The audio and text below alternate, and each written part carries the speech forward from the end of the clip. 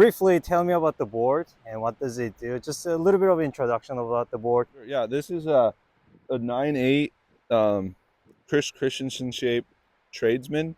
Chris and I have been working together, I don't know, maybe 10 years on different boards, and we finally came together to make a model. The nose template is a template based off of a board that I brought to him, and the tail was a template that Chris had. We changed up a bit of it, like the tail block being very square was something I wanted to emphasize. Nose ride in the right place. I think that's really been my emphasis over the years, is just putting the board in the right place and giving it the opportunity to work correctly. You know, a lot of times when you get on certain boards that nose ride really well, you end up kind of nose riding out of position and onto the shoulder. And I think in some ways that prohibited my surfing, having boards that just performed so well that I didn't really have to pay attention to the wave as much as what this board's kind of forced me to do. You know, it works really good with the fin I originally designed for it was the first Captain Fin template I made, and it's a little fuller and feels a bit more of like a pivoty style fin. Whereas the smaller like 9/4s that I've been riding, I really like the newer Captain Fin template, which is kind of modified and torn down a little bit, and it just turns better. This board is kind of a very appropriate board designed for these types of waves. So where it's actually a little faster. Yeah, a little faster, a little bullier, almost like a beach break in a way, like more so than say like a softer wave like Sano, where you can kind of just you go straight and still go left and then go right and still make the wave. You know, it doesn't really have really any, I don't know, any consequence to your decisions. You kind of just you can kind of flow through it.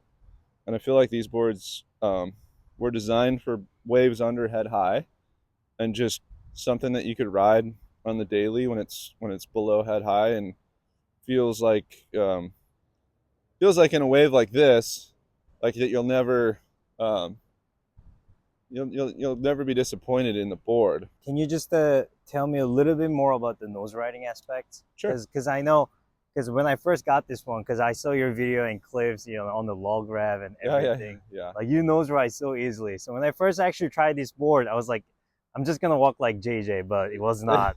Because nose riding on this board was a little bit tricky. And you mentioned like because it wants to be in the pocket and you gotta be in the right place to nose ride. Yeah. With this board, it requires the board to be in the right place to get a nose ride, but really, when you're in the right spot, you can trust it. And so it's one of those types of boards that you really have to pay attention to the wave in order to get a good nose ride. A lot of boards that are quote nose riders that have these rounder noses have this deep concave in here, and they feel like they push a lot of water. They go really slow.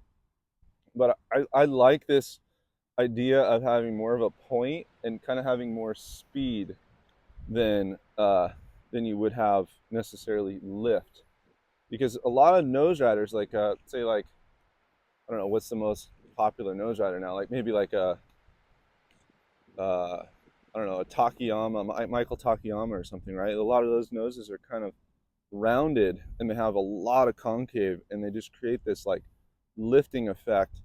Whereas this is like, you know, the concave pulls back to a couple feet back about here, and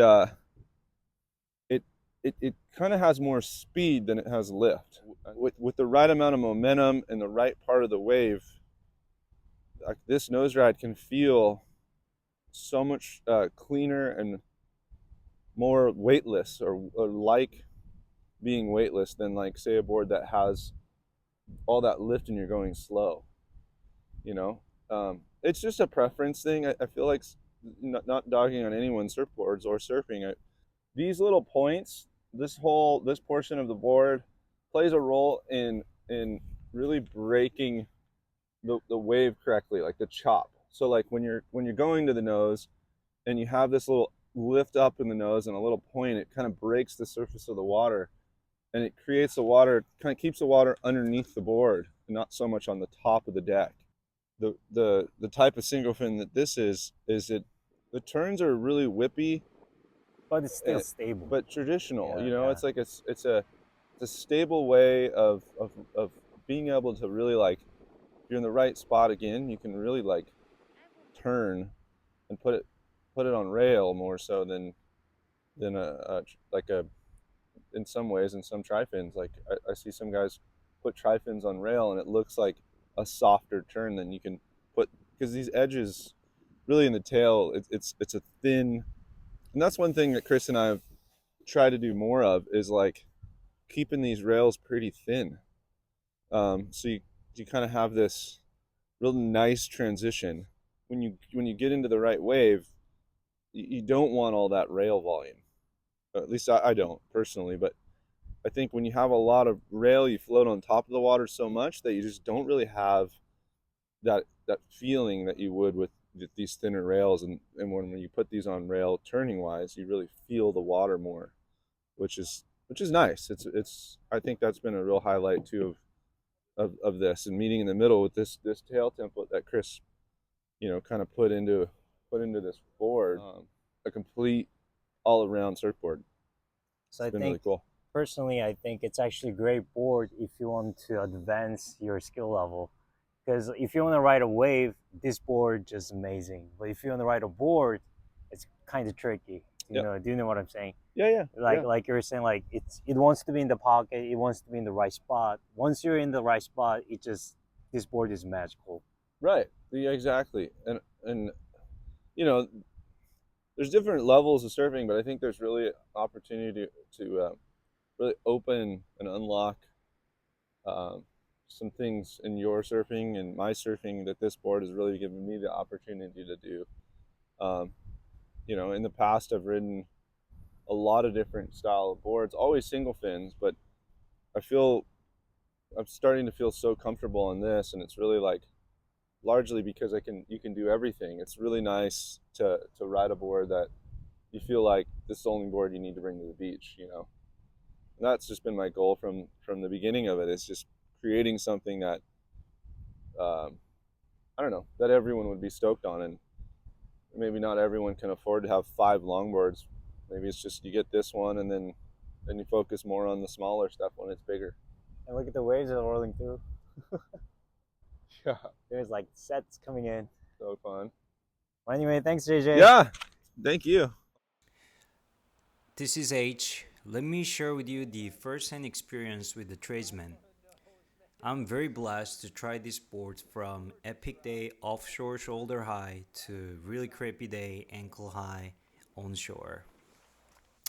Let's dive into the key aspects that I want to share with you guys. First off, its speed and pedal dynamics. Of course, this board, as you can tell, is fast and it's stable at the same time. However, thin rails do make pedaling more demanding than your traditional longboard. Now, maneuverability. So this is personally where the Tradesman shines.